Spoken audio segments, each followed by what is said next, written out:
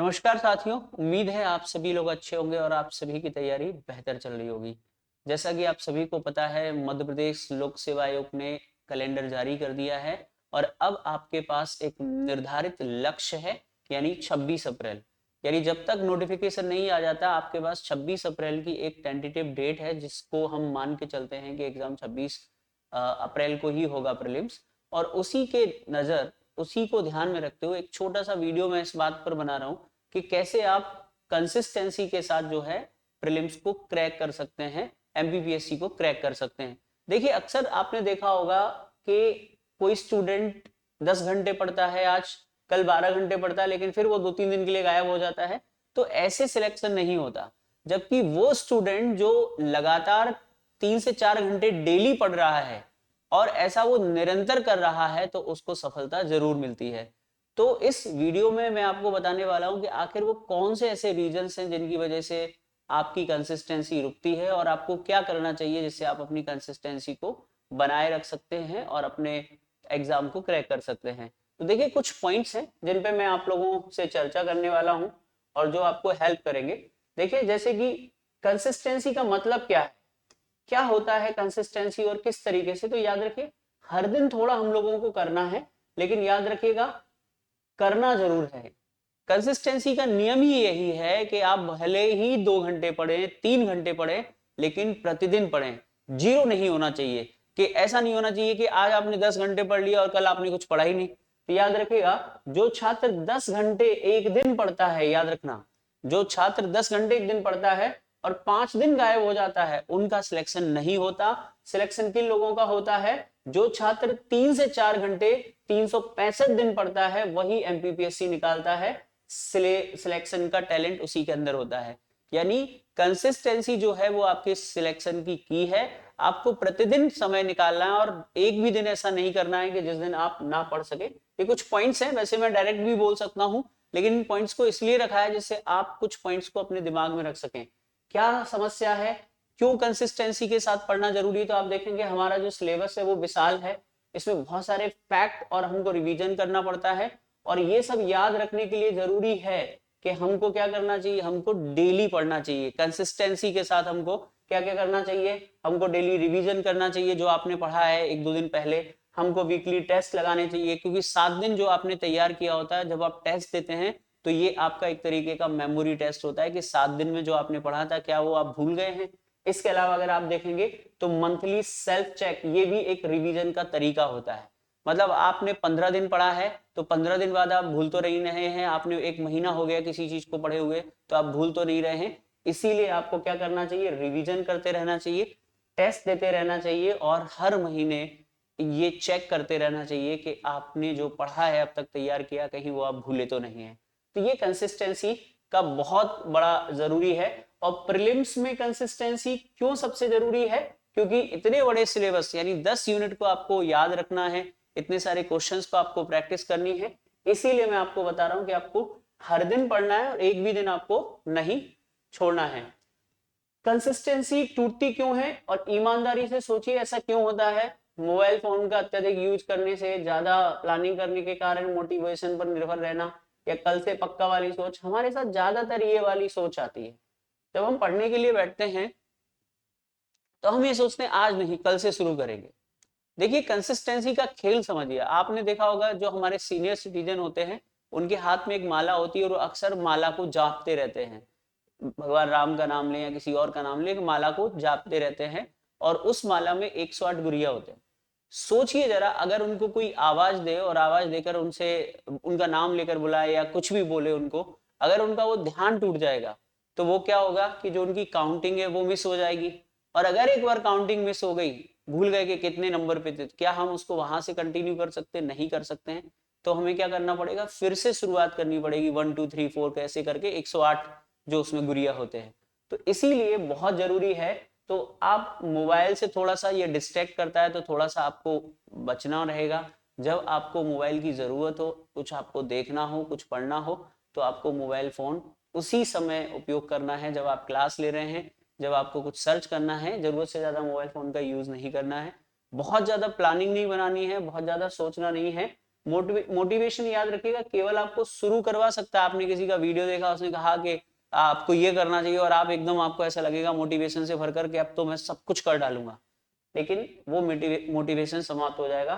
तो डिसिप्लिन जो है, डिसिप्लिन आपको चयन तक ले जाता है। और डिसिप्लिन क्या है कि भले ही थोड़ा करना है, क्या करना है, भले ही थोड़ा करना है। एक मान के चले, थोड़ा का मतलब हमने 2 घंटे निर्धारित किए हैं, हमको 2 घंटे पढ़ना है, लेकिन हमको क्या करना है, डेली पढ़ना है, 365 दिन पढ़ना है। एक भी दिन ऐसा नहीं होना चाहिए जब आपका ये ब्रेक होना चाहिए। ये बहुत इंपॉर्टेंट है। और मोटिवेशन की एक बात जो मैं आपको बताना चाहता हूँ, याद रखना, दुनिया का सबसे बेहतरीन मोटिवेशन है जो हमारे अंदर से आता है। क्योंकि आपको सबसे पहले एक सवाल करना होता है कि जो आप कर रहे हैं वो क्यों कर रहे हैं। मान के चलिए आप क्यों एग्जाम क्रैक करना चाहते हैं, वो कौन सा ऐसा रीजन है जिसकी वजह से आप तैयारी कर रहे हैं। क्या आपको अपने माता पिता की परिस्थिति को बदलना है? क्या आपको समाज में अपना नाम रोशन करना, अपने माता पिता का नाम रोशन करना है? क्या लोग आपसे कहते हैं कि तुमसे कुछ नहीं होगा, तुम कुछ नहीं कर पाओगे, आपको उन लोगों को जवाब देना है?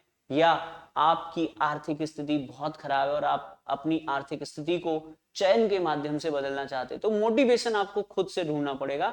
जिस व्यक्ति के अंदर खुद से मोटिवेशन आता है, वो उसका मोटिवेशन कभी डाउन नहीं होता और उसके अंदर एक जुनून होता है कुछ कर गुजरने का। तो ये कुछ बातें हैं जिनसे आपको याद रखना है कि आपकी कंसिस्टेंसी क्यों टूटती है, थोड़ा सोचना पड़ेगा आपको। इसके अलावा कुछ पहलुओं पर मैं आपको और बताना चाहता हूँ। कंसिस्टेंसी बनाने का एमपीपीएससी का एक फॉर्मूला है। आपको क्या करना है, जैसा कि मैंने आपको बताया, non zero day rule number 1 है कि आपको याद रखना है। ये रूल नंबर 1 क्या है कि एक भी दिन ऐसा नहीं जाना चाहिए जिस दिन आपने पढ़ाई नहीं की। याद रखिए, चाहे 30 मिनट ही पढ़ो, चाहे बहुत ही अर्जेंट क्यों ना हो, आपको किसी शादी में जाना हो, आपके किसी रिश्तेदार के जाना हो, आपको घर जाना हो इंदौर से, या कुछ भी करना हो, याद रखिए, लेकिन 30 मिनट भले ही पढ़ो, 1 घंटा पढ़ो, लेकिन क्या करना है, लेकिन जीरो मत बनाओ। जिससे कि क्या होगा, हमारा जो दिमाग होता है ना, उसको एक आदत होती है, जो हम करते रहते हैं वही करने की प्रैक्टिस करता है वो। तो अगर आप डेली पढ़ते हो और डेली इसको अपनी हैबिट बना लेते हो, तो आपका ब्रेन एक्टिव रहता है और आपकी तैयारी बहुत बेहतर होती है। तो याद रखिएगा, इसमें आप क्या कर सकते हो, डेली कुछ पढ़ने में आप मैप बनाकर कुछ प्रैक्टिस कर सकते हो, एमसीक्यूज कर सकते हो, या 2 पेजेस रिवीजन, बस इतना ही। मतलब जिस दिन आपको कम समय मिल रहा है आप करो थोड़ा सा, लेकिन क्या करो, नॉन जीरो डे। ये रूल नंबर 1 है जो आप कंसिस्टेंसी को बेहतर बना सकता है। रूल नंबर 2 क्या है, 1 बुक मल्टीपल रिवीजन। देखिए बहुत सारे सिलेक्टेड स्टूडेंट है, आपने उनके मुंह से सुना होगा कि सिलेक्शन तब होता है जब एक सब्जेक्ट के लिए 5 किताबें नहीं, जबकि एक सब्जेक्ट को 5 से अधिक बार रिवाइज किया गया हो, एक बुक को अधिक बार रिवाइज किया गया हो। इसका मतलब है रूल नंबर 2 क्या कहता है कि किताब तो आपकी एक होनी चाहिए, लेकिन मल्टीपल टाइम उसको रिवीजन होना चाहिए। तो सिलेक्शन तब होता है जब आप एक सब्जेक्ट के लिए, एक विषय के लिए 10 किताबें नहीं, जबकि एक किताब को 10 बार आप पढ़ें। ठीक है, याद रखिएगा, 5 किताबें एक बार पढ़ने से अच्छा है एक किताब 5 बार पढ़ी जाए, और ये सिलेक्शन के लिए बहुत जरूरी होता है।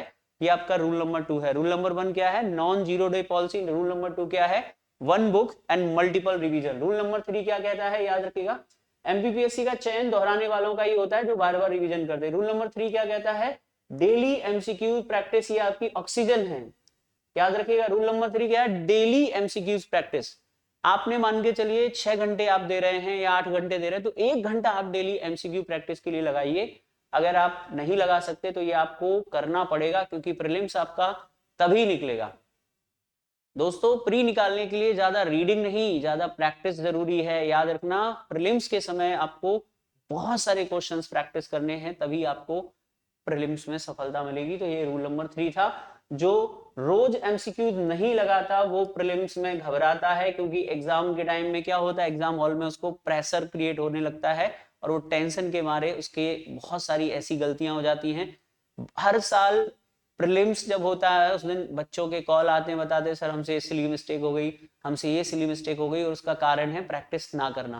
तो याद रखिएगा, जो रोज एमसीक्यू नहीं लगाएगा वो प्रीलिम्स में घबराएगा। इसीलिए कोशिश कीजिए कि हर सब्जेक्ट के डेली 20 से 30 क्वेश्चन लगाएं, और गलत प्रश्नों की क्या करें, एक उनको स्टार बनाएं, जैसे कि आप रिवीजन में उनकी हेल्प ले सकें। तो ये 3 रूल हो गए। ऐसे ही एक रूल नंबर 4 है, मोबाइल डिसिप्लिन। याद रखिएगा, ये क्या है कि आपका मोबाइल दुश्मन नहीं है, लेकिन कंट्रोल नहीं किया तो आपका चैन रोक देगा।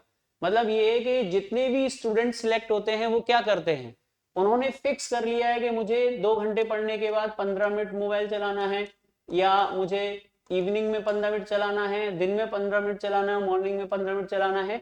ऐसे करके अपने टाइम को थोड़ा आपको निर्धारित करना पड़ेगा। देखिए आपको आपसे बेहतर कोई नहीं जानता, और अगर आप ये प्लानिंग करेंगे तभी आप प्रीलिम्स क्रैक कर सकते हैं। एक और खास बात है, देखिए टाइम लिमिट, पढ़ाई के समय मोबाइल साइलेंट होना चाहिए, क्योंकि आज हमारी स्थिति ये हो चुकी है, हम पढ़ने बैठे हैं और अगर मोबाइल का जरा सा नोटिफिकेशन की रिंग भी आ गई या उसने जरा सी बीप कर दी तो हमारा ध्यान जाता है उसको देखने में। इसीलिए साइलेंट करके पढ़ाई कीजिए, मोबाइल फोन को उल्टा करके रखिए, जिससे कि उसकी लाइट भी आपको डिस्ट्रैक्ट नहीं कर सके। रूल नंबर 5 क्या कहता है, जब मन ना करे तब क्या करें। मान के चलिए बहुत बार ऐसा होता है कि हमारा मन नहीं कर रहा है, हम परेशान हैं कि अब क्या करें, इस समय हमारा मन नहीं लग रहा है, तो इसके लिए है, याद रखिए मन रोज नहीं करेगा, लेकिन चैन उन्हीं का होता है जो मन के बिना भी पढ़ते हैं। बस किताब खोलिए, 5 मिनट बैठिए, थोड़ा सा अपने आप को समय दीजिए, अपने आप मन करने लगेगा। तो आपको क्या करना है, जिस दिन आपका मन नहीं कर रहा उसके बाद मन को समझाना है, थोड़ी देर बैठना है, थोड़ी देर आप बैठेंगे आपका मन करने लगेगा। रूल नंबर 6 है, एमपीपीएससी में चयन किसका होता है, जो रोज आता है, जो रोज लिखता है, जो रोज रिवाइज करता है, जो हार के बाद भी बैठता है। याद रखिएगा कंसिस्टेंसी का मतलब है साइलेंट में मेहनत, एक दिन जोर से बोलेगी सिलेक्टेड। समझ में आया? तो आपको याद रखना है, साइलेंट रहना है, एकदम रिलैक्स शांत रहना है। जब आपका मन ना करे तब भी अपने मन को समझाना है, क्योंकि देखिए लक्ष्य बड़ा है तो लक्ष्य के लिए थोड़ा बहुत त्याग तो आपको करना पड़ेगा। और अगर आप ये फॉर्मूला अपनाते हैं जो मैंने आपको बताया है कि नॉन जीरो डबल्सी होनी चाहिए, मल्टीपल रिवीजन होना चाहिए, एक बुक को कई बार आपको पढ़ना है, ना कि एक सब्जेक्ट के लिए कई किताबों का चयन करना है। क्योंकि अगर आप एक सब्जेक्ट के लिए कई किताबें ले लोगे तो आप कंफ्यूज हो जाओगे, ये वाली बेटर है, ये वाली बेटर है, और सबसे पढ़ने के चक्कर में काम की चीजें रह जाएंगी, अननेसेसरी डाटा पढ़ेंगे। ये कुछ रूल्स थे जिनके माध्यम से आप कंसिस्टेंसी बनाए रख सकते हैं और अपने सिलेक्शन में एक अगला कदम बढ़ा सकते हैं। अब आपको एमपीपीएससी की तैयारी करने के लिए स्टडी आईक्यू आपको एक बेहतरीन कोर्स भी दे रहा है, और हमारा कोर्स है जिसका नाम है आरंभ 16.0। इसकी शुरुआत 22 दिसंबर से हो रही है। अगर आप चाहते हैं कि आपकी तैयारी वन स्टॉप सॉल्यूशन आपको मिले तो प्री से लेके इंटरव्यू तक का पूरा वन स्टॉप सॉल्यूशन है, फाउंडेशन बैच है। और इसकी जो गोल्ड की फीस है 11,999, प्लेटिनम की 18,999। आपको क्या करना है, आपको मेरा कोड यूज करना है हरी लाइव, और हरी लाइव कोड यूज करके आप इस कोर्स को सब्सक्राइब कर सकते हैं, मैक्सिमम डिस्काउंट आपको मिल जाएगा। ठीक है, उम्मीद है साथियों इस वीडियो के माध्यम से आपको समझ में आ गया होगा कि प्रीलिम्स क्रैक करने के लिए आपको कंसिस्टेंसी बहुत जरूरी है। मिलते हैं क्लास में 5 बजे। Thank you so much. जय हिंद। Thank you.